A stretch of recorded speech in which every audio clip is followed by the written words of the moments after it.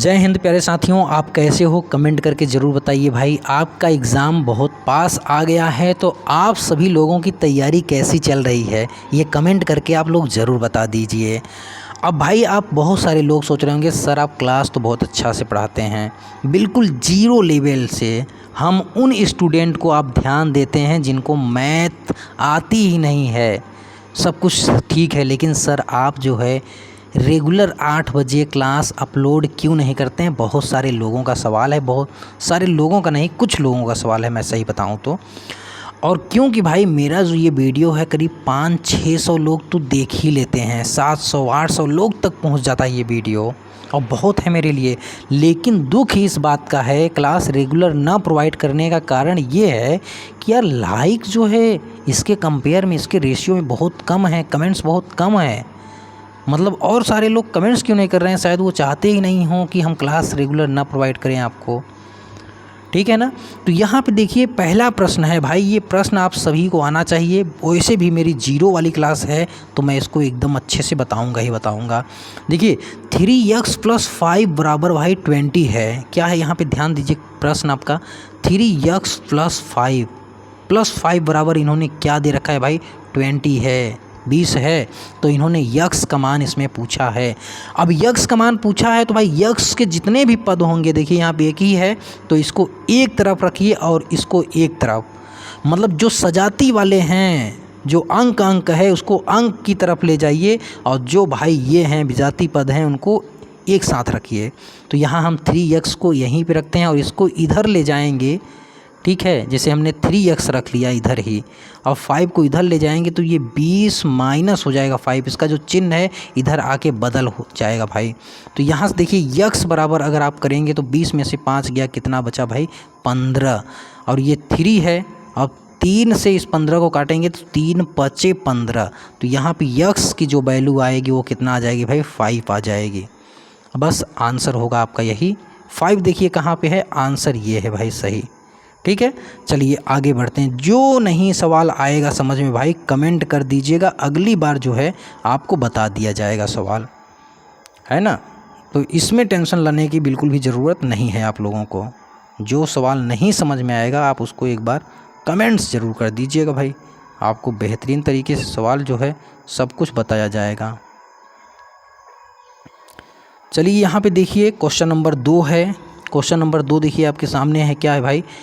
एक त्रिभुज का क्षेत्रफल, देखिए एक त्रिभुज का क्षेत्रफल इन्होंने कितना दिया है? 24 वर्ग सेमी है। सेमी है भाई, ध्यान दीजिए सेमी है, और इसकी ऊंचाई 6 सेमी, ये भी सेमी है, सब कुछ सही है भाई। आधार की लंबाई क्या होगी? देखिए मेंसुरेशन वाले सवाल में ना भाई यूनिट, मेंसुरेशन क्या, किसी भी सवाल में अंकगणित के किसी भी में भाई यूनिट देखना चाहिए, कहीं यूनिट चेंज तो नहीं। जैसे यहाँ सेमी है, यहाँ भी सेमी है, तो आंसर भी सेमी में ही आना चाहिए। तो यहाँ पे क्या दिया है भाई? एक त्रिभुज का क्षेत्रफल इन्होंने दे रखा है और उसकी ऊंचाई दिया है, तो त्रिभुज का आधार की लंबाई, तो देखिए त्रिभुज की ऊंचाई चलिए मान ले रहे हैं h है, आधार की लंबाई मान रहे हैं l है, ठीक है। आधार की लंबाई l नहीं b मान ले रहे हैं, ज़्यादा सही रहेगा, b मान ले रहे हैं, ठीक है। Base length b। अब देखिए त्रिभुज का क्षेत्रफल मतलब एरिया बराबर जो होता है फार्मूला वो होता है भाई 1/2 बेस इंटू हाइट, ठीक है, आधार इंटू ऊंचाई। अब देखिए त्रिभुज का क्षेत्रफल इन्होंने दे रखा है कितना मेरे भाई? 24 दिया हुआ है। अब देखिए 1/2 बेस क्या है भाई? बेस पूछा है, बी का मान इन्होंने पूछ रखा है, कोई बात नहीं। ऊंचाई दे रखे हैं 6, चलिए 6 को काट दीजिए, 6 चौके 24। अब ये 2 का गुणा इधर हो जाए कि नहीं? 2 चौके 8, मतलब आपका बी बराबर कितना आंसर आ गया भाई? 8 सेमी आ गया, 8 सेमी आ गया भाई बी बराबर, ठीक है ना, 8 सेमी आ गया। अब देखिए 8, देखिए यहाँ पे ये 6 है, बी बराबर क्या है भाई? 8 है, और एच बराबर क्या है? 6 है। अब देखिए दोनों का गुणा करके 2 से भाग दे दीजिए, 24 आ जाएगा क्षेत्रफल इसका, कर लीजिए। देखिए चलिए 2 का भाग देंगे तो ये 3 हो जाएगा ना, और 3/8 24, देखिए आंसर आ गया। ऐसे जांच भी कर सकते हैं आप, तो ये हो जाएगा 8 सेमी, 8 सेमी आंसर। चलिए भाई आगे बढ़ते हैं, आप लोग स्क्रीनशॉट लेते रहिए। बहुत सारे विद्यार्थी PDF की मांग करते हैं, तो मैं उनसे बस यही की बात कहना चाहूँगा भाई आप स्क्रीनशॉट लेते रहिए मेरे भाई। देखिए 72 का 25% कितना होगा? किसका भाई? 72 का 25%। देखिए का मतलब क्या होता है? गुणा, या ऑफ मतलब क्या होता है भाई? गुणा। तो लिखिए ना 72 का मतलब क्या होगा? गुणा। तो ये 25 और बटे हो जाएगा कितना भाई? 100 हो जाएगा, 25 बटे 100। ठीक है, अब इसको काट लीजिए भाई। 25 चौका 100 और 4 एक क्या 4 और 4 वट्ठे हो जाएगा 32, 18। क्या हो जाएगा भाई? 18। ये आंसर हो जाएगा। आंसर भी यहाँ पे क्या होगा? बिल्कुल करेक्ट होगा। ठीक है, चलिए भाई नेक्स्ट क्वेश्चन देख लेते हैं। यहाँ पे देखिए भाई, यहाँ पे नेक्स्ट क्वेश्चन है, क्या है? यदि एक ट्रेन 60 किमी प्रति घंटा की गति से चलती है तो यह 240 किमी की दूरी कितने समय में तय करेगी? देखिए ट्रेन की स्पीड क्या है भाई? 60 किमी प्रति घंटा। स्पीड इसकी कितना है? 60 किमी प्रति घंटा। इसका मतलब ये ट्रेन जो है 60 किलोमीटर चलती है कितने में भाई? 1 घंटे में। कितने में? 1 घंटे में 60 किलोमीटर चलती है। तो हमें कितना चलना है भाई? 240। इसका मतलब कितना गुना चलना है अभी? तो 4 गुना चलना है, तब ये हो जाएगा 240 किलोमीटर। इसका मतलब समय भी कितना हो जाएगा? 4 गुना अधिक लगेगा। तो ये हो जाएगा 4 घंटा। ठीक है, ये आंसर क्या होगा? बी बिल्कुल सही होगा। बी क्या होगा? बिल्कुल सही होगा। या तो भाई आपको सूत्र डायरेक्ट याद होना चाहिए। चाल बराबर होता है स्पीड बराबर सूत्र होता है। चाल बराबर क्या होता है भाई? दूरी बटे में समय। चाल बराबर क्या होता है? दूरी बटे में समय होता है। देखिए दूरी कितना है भाई? दूरी कितना है? अच्छा समय इन्होंने पूछा है समय, तो समय बराबर क्या होगा? दूरी बटे में चाल। दूरी कितना है भाई? आप कहेंगे 240 है। चाल कितना है भाई? तो कहेंगे 60 है। ये जीरो से ये जीरो कट जाएगा। 6 चौके 24, 4 घंटा आंसर आ जाएगा आपका। सूत्र से याद कर सकते हैं या कंसेप्चुअल, ये कंसेप्ट ये मेथड से आप याद कर सकते हैं, है ना। चलिए भाई देखिए यहाँ पे एक सवाल है यक्स स्क्वायर माइनस 9। देखिए सवाल क्या है भाई? यक्स स्क्वायर माइनस 9 बटे में क्या है भाई? X minus 3। अब देखिए इसको सॉल्व कैसे करेंगे आप? ये सूत्र बनाएंगे। देखिए सूत्र ये किसके रूप में ये दिख रहा है? तो सूत्र होता है, याद कर लीजिए, ए पे स्क्वायर माइनस बी पे स्क्वायर का सूत्र होता है मेरे भाई। एक कोष्टक में ए प्लस बी और एक कोष्टक में होता है ए माइनस बी। ठीक है, ये सूत्र होता है। तो ये जो 9 है इसको हम क्या कह सकते हैं? इस 9 को हम कह सकते हैं 3 का स्क्वायर। 3 का स्क्वायर। इस 9 को हम कितना कहेंगे भाई? इस 9 को हम क्या कह सकते हैं? 3 का स्क्वायर। किसका? 3 का स्क्वायर। तो ये हो जाएगा एक कोष्टक में यक्स माइनस 3। ठीक है, दूसरे कोष्टक में होगा यक्स प्लस 3। ओके, और बटे में क्या है भाई? यहाँ पे यक्स माइनस 3 है। ठीक है, ये एक्स माइनस 3 से एक्स माइनस 3 कट जाएगा और यहाँ पे आपका आ जाएगा यक्स प्लस 3। यक्स प्लस 3 ये होगा आपका आंसर। ठीक, तो यहाँ पे क्या है आंसर? चलिए ऑप्शन में देख लेते हैं हम लोग भाई। इसको हटाते हैं, यक्स प्लस 3 हमारा आंसर आ गया। तो आंसर यहाँ पे ये वाला बिल्कुल सही होगा, यक्स प्लस 3 आंसर। ठीक है, ये आंसर बिल्कुल सही होगा। चलिए भाई आगे बढ़ा जाए। देखिए यहाँ पे है क्वेश्चन, दो संख्याओं का लस 48 और मस कितना है भाई? 8 है। यदि एक संख्या 16 है तो दूसरी संख्या क्या होगी? देखिए भाई दो संख्याओं का मस, देखिए क्या होता है? मस मतलब HCF गुणा LCM बराबर होता है भाई पहली संख्या गुणा दूसरी संख्या। ठीक है, यहाँ पे एक संख्या जो दिया हुआ है वो 16 है। देखिए HCF कितना दिया है भाई? 8 दिया है। LCM कितना दिया है भाई? 48 दिया है भाई। ठीक है, पहली संख्या कितना दिए हैं? 16 और दूसरी संख्या यहाँ हमें निकालना है। ठीक, दूसरी संख्या क्या करना है भाई? निकालना है। देखिए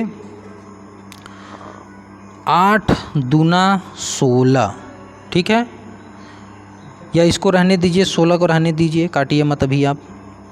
चलिए जैसे है वैसे ही रहने दीजिए, इसको ऐसे काट लीजिए, 16 तिया 48, ऐसे डायरेक्ट काटिए। 8 त्रिक 24, कितना हो जाएगा भाई 24। दूसरी संख्या क्या आ जाएगी भाई मेरे, 24 आ जाएगी, ठीक है। दूसरी संख्या क्या होगी, 24 आंसर। चलिए भाई आगे बढ़ते हैं। यहाँ पे देखिए क्या है, एक वृत्त की परिधि यहाँ पे दिया है भाई 44 सेमी, इसका क्षेत्रफल कितना होगा। परिधि, वृत्त की परिधि का फार्मूला क्या होता है, ये आपका वृत्त है, ठीक है, इसका मान लीजिए भाई ये त्रिज्या r है, तो इसका जो परिधि होता है वो होता है 2 पाई r। क्या होगा भाई 2 पाई r, और 2 पाई r बराबर इन्होंने कितना दिया है, 44 दिया है भाई, है ना, 44 दिया है। चलिए पहले हम निकालते हैं। अब देखिए पाई का मान यही दे रखे हैं, 22/7 आपको रखना है, तो 2 गुणा 22 बटे में क्या रखेंगे 7 r, फिर यहाँ बराबर 44 भाई। देखिए ये 22 में 2 का गुणा करेंगे तो ये 44 हो जाएगा, और 44 से 44 कट जाएगा, तो यहाँ पे r बराबर आपका आ गया भाई 7। r बराबर कितना आ गया, 7 आ गया, ठीक है, सेंटीमीटर है, ध्यान दीजिए। अब क्षेत्रफल बराबर फार्मूला क्या होता है भाई, क्षेत्रफल बराबर वृत्त का क्षेत्रफल एरिया क्या होता है भाई, पाई r स्क्वायर, पाई r स्क्वायर होता है। पाई का मान सेम रखना है, 22 बटे में क्या रखना है 7, और r का मान हमने निकाला भाई 7 है, तो 7 का स्क्वायर करेंगे तो ये 7 गुणा क्या हो जाएगा 7 हो जाएगा। ये 7 से एक साथ काट देंगे, तो 7 में 22 का गुणा करेंगे तो 7 दूना 14, कहीं 4, 7 दूना 14, 1 15 हो जाएगा। 154 क्या होगा भाई सेंटीमीटर स्क्वायर, 154 सेंटीमीटर स्क्वायर, ये आंसर बिल्कुल क्या होगा, करेक्ट होगा। चलिए भाई आगे बढ़ते हैं, ठीक है, नोट डाउन, स्क्रीनशॉट लेते जाइए। जो क्वेश्चन ना समझ में आए एक बार दोबारा आप लोग ज़रूर चेकआउट कर लीजिए भाई, फिर नहीं आएगा तो बताइए। यहाँ पे देखिए क्या दिए हैं, A/B बराबर दिया है 3/4, B/C बराबर दिया है 2/5, तो A/C का मान इन्होंने पूछा है। ध्यान दीजिए A/B का मतलब यहाँ पे दिए हैं भाई A बटे में B बराबर कितना दिए हैं भाई, बराबर दिए हैं 3/4। फिर यहाँ B/C का मतलब B बटे में C बराबर कितना दिए हैं भाई, 2 बटे में कितना 5। अब A/C का मान पूछा है, तो हम क्या करेंगे, A इसका गुणा कर देंगे इसमें, मतलब ये समीकरण का गुणा इस समीकरण, मान लीजिए ये समीकरण आपका 1 है और ये समीकरण मान लीजिए आपका 2 है, तो समीकरण 1 और 2 का गुणा करने पर तो ये क्या हो जाएगा भाई, A बटे B गुणा हो जाएगा B बटे में C, तो बराबर देखिए क्या होगा 3/4 और गुणा कर लेंगे 2/5 का, ठीक है ना। अब देखिए B से ये B कट जाएगा, 2 दूनी हो जाएगा 4 भाई, तो यहाँ पे देखिए A बटे में C का मान कितना आ गया, तो आप कहेंगे 3/10 आ गया भाई। इसी को तो हम लिख सकते हैं क्या, A बटे में C को ही लिखते हैं A/C बराबर 3/10, A/C बराबर 3/10 करेंगे, तो ये क्या होगा भाई, आंसर B होगा, बिल्कुल सही होगा, ठीक है, आंसर B क्या होगा, बिल्कुल सही होगा। चलिए भाई आगे बढ़ते हैं। देखिए यहाँ पे एक और आपको बता दूं, कभी कभी मान लीजिए जैसे इन्होंने, शांत रहिए यार 2 मिनट, आप लोग शांत नहीं रह सकते हैं।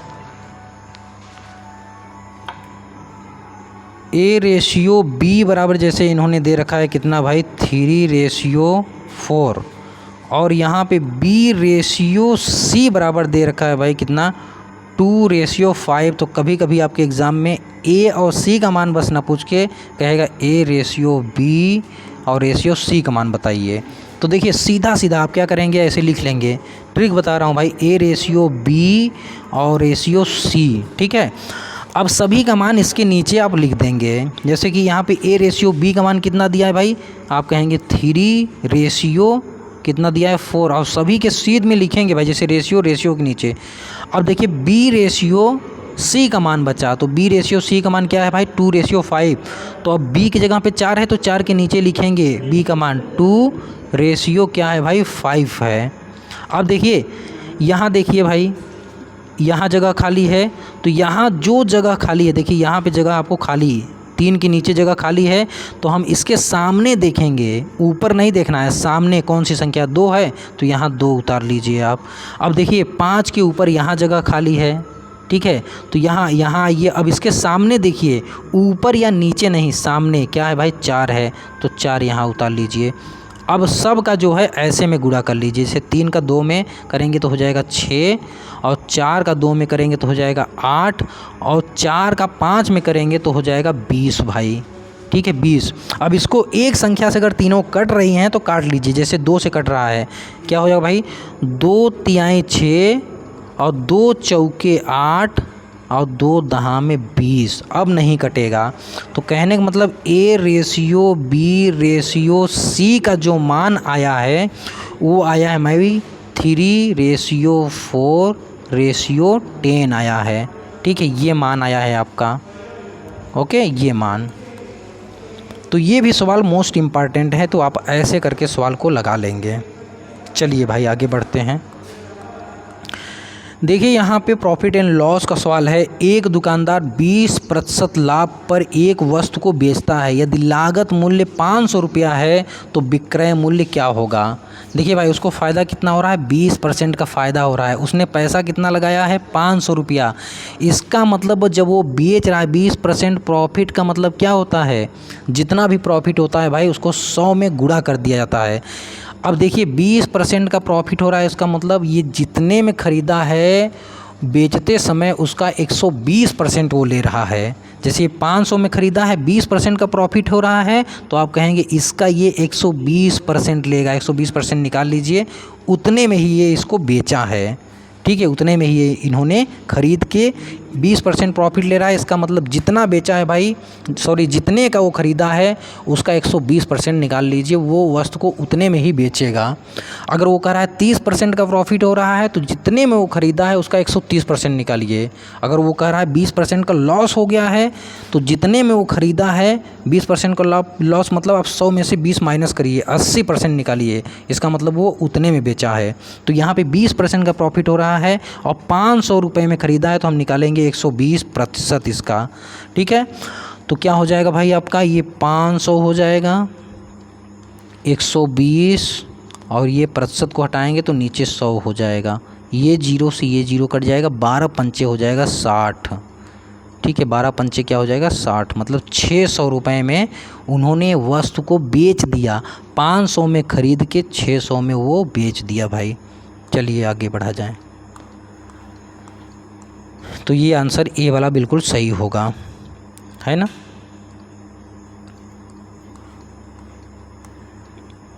ठीक है, इस प्रश्न को एक मेथड और देख लीजिए, क्योंकि आजकल जो है एग्ज़ाम में शायद आपको ये 20% ना मिल जाए भाई, 16 सही 2/3%, ठीक है।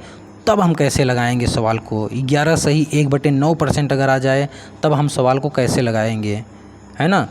तो देखिए 20% अगर, अब दूसरा नियम देखिए, 20% है ना, तो 20% को आप रेशियो में चेंज करिए, भिन्न में चेंज करिए। तो 20% को जब आप भिन्न में चेंज करेंगे तो ये हो जाएगा 20 पंचे 100 1/5। ध्यान दीजिए कितना है भाई 1/5। अब ये जो 1 है ये 5 का 20% है। कहने का मतलब अब समझ लीजिए ये कि वो 5 रुपये में वस्तु को ख़रीद रहा है और 1 रुपये का लाभ, क्योंकि 5 का 20% 1 है, तो 1 रुपये का लाभ पे अगर बेचेगा तो वो 6 में बेचेगा। लेकिन हम जानते हैं भाई वस्तु जो है 5 की नहीं है, वस्तु जो है कितने की है 500 की है। तो इसको 500 बनाने के लिए कितना गुना करना पड़ रहा है, तो आप कहेंगे 100 गुना करना पड़ रहा है। तो हमें अपना राइट आंसर लाने के लिए भी 100 का गुणा करना पड़ेगा, तो ये हो जाएगा 600, ठीक है। ये भी मेथड आप जानते रहिए भाई, ये भी बहुत ही शानदार मेथड है, तो आप इसको जानते रहिए। चलिए भाई आगे बढ़ते हैं। देखिए यहाँ पे ये क्या है भाई, एक समीकरण है। देखिए क्या है, 2x² - 8x + 6 ये बराबर 0 है, आगे लिखा हुआ है। तो हमें इसमें क्या करना है भाई, x का मान निकालना है। अब देखिए बाय डिफ़ॉल्ट हम देख रहे हैं कि भाई सब में 2 कॉमन है, तो हम सब में 2 कॉमन ले सकते हैं दोनों तरफ, ठीक है ना। तो सब में 2 अगर कॉमन लेंगे तो यहाँ से 2 कट जाएगा, यहाँ से 2, यहाँ से 2, और बाकी इधर 0 है, सब समाप्त हो जाएगा। तो ये बचेगा क्या भाई, यक्स स्क्वायर बचेगा, और माइनस 2 चौके 8 मतलब 4 यक्स बचेगा, और प्लस यहाँ पे क्या बच जाएगा भाई, 3 बच जाएगा, बराबर 0। ये देखिए एक शुद्ध द्विघात समीकरण बन गया। अब द्विघात समीकरण को लगाने का तरीका क्या होता है भाई, ये जो 4 यक्स है, ठीक है, इस 4 यक्स को ऐसा तोड़ना है, ऐसी 2 संख्याओं में तोड़ना है कि गुणा करने पर ये 3 आ जाए भाई, और जोड़ें तो 4 यक्स ही, मतलब -4 यक्स ही होना चाहिए। तो हम क्या संख्या ले सकते हैं भाई, हम ले सकते हैं भाई 3 लाना है तो 3 में 1 का गुणा ही करेंगे, 2 ही फैक्टर हो सकता है 3 का, खुद 3 होगा और फिर इसमें 1 का गुणा कर लीजिए। अब देखिए, अब -4x लाना है तो मतलब -3x, ठीक है, और -1 यक्स जोड़ेंगे तब ये होगा क्या, -4x। तो बस -4x की जगह पे बस इतना आपको रख देना है भाई, है ना, क्योंकि इसी को तोड़ना है, इसी को, यक्स स्क्वायर, फिर माइनस यहाँ पे क्या हो जाएगा भाई 3x, और फिर माइनस यहाँ पे क्या हो जाएगा 1x, और ये +3 बराबर क्या हो जाएगा भाई 0। अब यहाँ पे देखिए इसमें कॉमन जो है आप उसको लीजिए, यहाँ पे क्या कॉमन है भाई, तो यहाँ पे हम देख रहे हैं यक्स कॉमन है, तो यहाँ से यक्स कॉमन लीजिए, तो बचा क्या है यक्स माइनस यहाँ पे 3, ठीक है। अब यहाँ पे कुछ नहीं कॉमन है, -1 ले लीजिए भाई, क्योंकि जो संख्या यही हैं अंदर हम वही संख्या रखना चाहेंगे, तो -1 लीजिए, तो यक्स माइनस ये 3 हो जाएगा, और ये बराबर क्या हो जाएगा भाई 0 हो जाएगा। तो अब देखिए क्या है भाई, यक्स -3 यहाँ भी है, यहाँ भी यक्स -3 कॉमन लीजिए, यक्स -3, ठीक है, और ये है यक्स -1 बच जाएगा, और ये बराबर क्या हो जाएगा भाई 0 हो जाएगा। अब देखिए मान यहाँ पे 2 आ गया, यक्स -3 बराबर 0 करेंगे, ठीक है, यक्स -3 बराबर अगर आप 0 करेंगे तो यहाँ से यक्स का मान आप निकाल लेंगे कितना भाई 3 आ जाएगा, या यक्स -1 बराबर अगर आप 0 करेंगे तो यहाँ से यक्स बराबर क्या निकल के आएगा भाई 1 आ जाएगा। तो यक्स के यहाँ पे 2 मान लिख लें, 1 और 3, जो आंसर ए इन्होंने दे रखा है। अब यहाँ पे देखिए बाय डिफ़ॉल्ट ऐसा हुआ कि 2 सभी में कॉमन था तो हमने कॉमन ले लिया भाई। अगर मान लीजिए यहाँ पे 2 की जगह पे यहाँ पे 3 होता तब क्या होता, तब कुछ नहीं, इस 3 का 6 में गुणा करते हैं तो 18 आ जाता। अब इस 18 को हमें ऐसी संख्या में तोड़ना होता कि जोड़ने घटाने पे 8 यक्स आ जाए भाई, 8 यक्स आ जाए, जोड़ने घटाने पे कितना आ जाए 8 यक्स आ जाए, ठीक है। ऐसी 2 संख्याओं में आपको तोड़ना होगा, और 8 यक्स नहीं -8 यक्स आना चाहिए, ठीक है ना। तो इस तरह से आप इसको कर लेंगे, कोई डाउट नहीं। तो साथियों आज की बस क्लास में इतना ही रखते हैं। बाकी वीडियो अगर पसंद आई है तो वीडियो को लाइक और शेयर आप लोग करते रहिए। बाकी जो भी आपके क्वेश्चंस हैं कमेंट में आप पूछ सकते हैं। चलिए आज के लिए बस इतना ही रखते हैं। All the best for your bright and successful future. Bye bye, take care all of you. Thank you for watching my video.